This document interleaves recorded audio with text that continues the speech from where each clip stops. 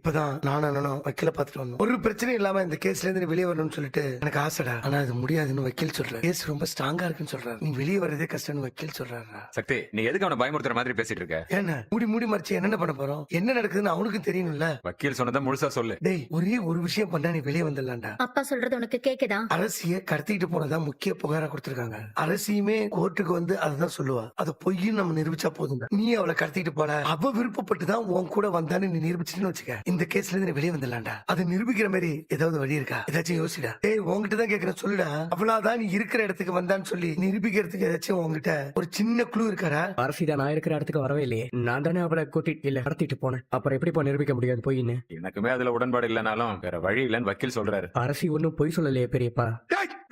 நாங்க என்ன பேசிட்டு இருக்கோம்? அரசுக்கு நீ வக்காலத்தை வேண்டியிருக்க. சொல்லட்டி குமார், ஒரு பொண்ணு மேல பழி போடுறது தப்புதான், பாவம் தான். ஆனா நீ எப்படியாவது வெளியில வரணும்னு மனசு கடந்து அடிச்சுக்குதுடா. அப்பாவும் பெரியப்பாவும் சொல்றது கொஞ்சம் கேளு குமார். ஏதாவது பண்ண முடியுமான்னு யோசிடா. வேணும்னா நம்ம வக்கீல ஒரு தடவை போய் பாரு. நான் யாரையும் பார்க்கல, ஆளை விடுங்க.